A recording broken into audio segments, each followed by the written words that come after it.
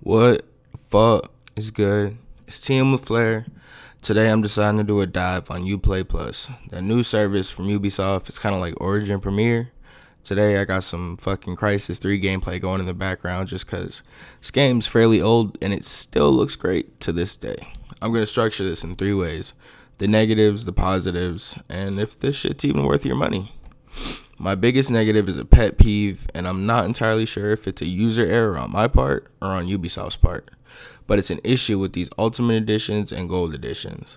This may sound like a head-ass thing, but something I was looking forward to with Uplay Plus was paying the steep DLC because I can't genuinely say I cared to pay for it, but when I downloaded the game, booted it up, what do you know? It says I have to purchase the DLC. But when I go over to Uplay, it definitely says I own the DLC. You guys know something that's funny to me? We shit on EA as a company, but when I downloaded Battlefield 4, 1, 5, Anthem, and everything that was included, and I started these games, and I had everything that said it was going to come with it. And that actually felt great. It feels good to know you're getting what you're paying for. Uplay Plus is currently in its infancy, but I owned Siege even before Uplay Plus came out, and I own the Siege on Steam, so I decided to uninstall that version and use my Uplay account. And what I decided to download was the Ultimate Edition because it came with Ubisoft Plus. It was supposed to come with a bunch of skins, weapon, and character alike, as well as some R6 credits. And, well, it didn't, but I digress. I know these are still some of the first steps of Uplay Plus, so I'm not really mad or upset about it. It's just a pet peeve of mine. And everyone has this free trial at the moment, so you're not losing any money by trying it.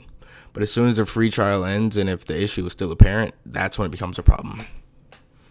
But aside from that, DLC and such has worked for me in like Far Cry 5, Assassin's Creed Odyssey, and as well as Division 2 and Wildlands, and I do appreciate that. Another negative for me is how shady the Ubisoft customer support was on this one. I do know that it's new and maybe every customer service rep isn't too informed on the service yet, as they should be, but they could at least try. It felt like I was patronized for owning the Uplay Plus version of the game and multiple staff members telling me to just uninstall and reinstall the game. And when I told them I already did that, they tell me to do the same thing with Uplay. And after I said I did that, we reached a bit of a stalemate. But I'm not too butthurt. I do know that this is still free in the moment, and technically you're not losing out on anything. So they can get the benefit of the doubt from me. Because Ubisoft's a French company. On to one of the biggest positives for me in these services. I'm a poor young nigga who doesn't have financial leverage at the moment to shell out $60 or so for every new game at the moment. I subscribe to Origin Premiere as well as Xbox Game Pass for PC, so once everything comes around full circle, I'll be paying about $50 a month or so. And when Google Stadia comes around, I'll be first in line for that, so I'm going to have a pretty decent game library for maybe $70 a month. The money I save from not buying games one by one, when I do end up buying a game on Steam or something, it ends up being something I'll genuinely enjoy because I already have this somewhat expansive library. Now my dollar has more value to me because I'm not buying a game because I have nothing to play. I'm buying the game because I'm truly interested in it and want to be invested. I wish these services were around when I was in high school. The amount of free time I had along with it, I'd be doing great. One thing about these services, it may be a tad bit overwhelming as an adult knowing you're probably not going to beat half these games. But it's just nice to be able to dip your toes in the water. New releases make this worth it. Breakpoint comes out on the 4th, rent and car insurance are due on the 1st. So guess what?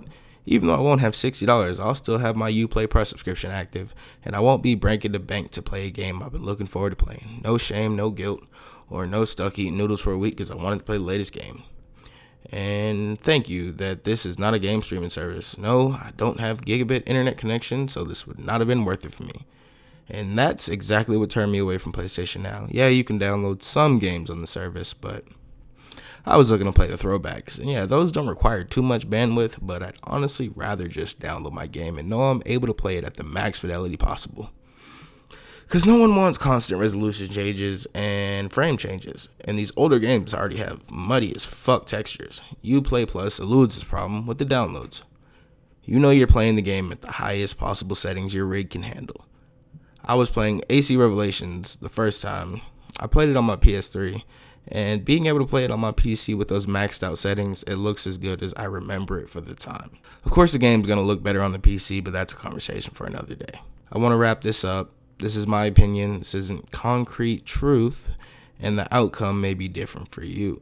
For me, on the budget I'm on, it generally is worth it for me at the price point. For some, it may be different. My uncle says he'd rather just pay $20 to $60 for a game and be done with it, and he'll buy 3 to 5 different games. But the difference is he's cemented in his career and financially stable and able to make those purchases and not have to think twice about it. But for me, with the substantially lower income, every game I buy is an investment. So I like to know every dollar I'm spending, I'm getting more bang for my buck. I don't like pissing away money. I'm not a fan of it, honestly. But now we're here for the pros and cons. First con, and my biggest pet peeve, has got to be the DLC issue.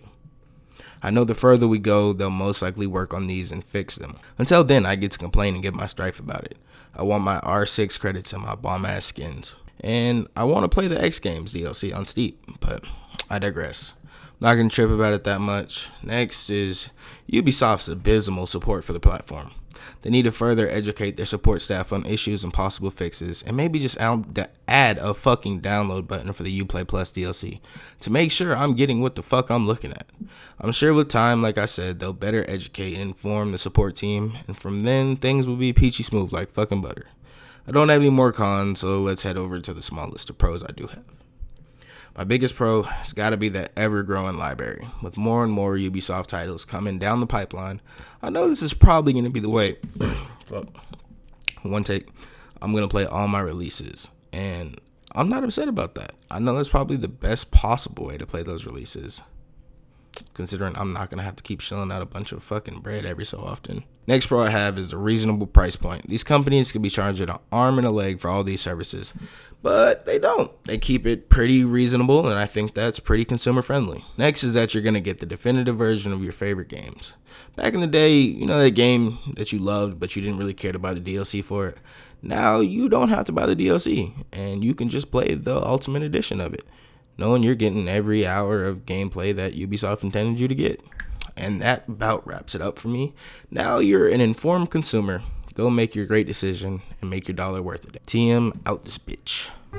Lost, Skeezy tryna find his way. Maybe I got no place to go. Maybe there's nowhere to go home. Maybe it's poison, it's venom, never get it. I can see bro put it all in my drinks. She said she want me, but I see she want us. I see she want us, and I see she want us. My brothers, I love them, put no one above them. Right or wrong, I would still go and die for my bros, cause yes, it's the code. And you know that little Skeezy never gon' fold. My low lights on dog, so we all need a bone.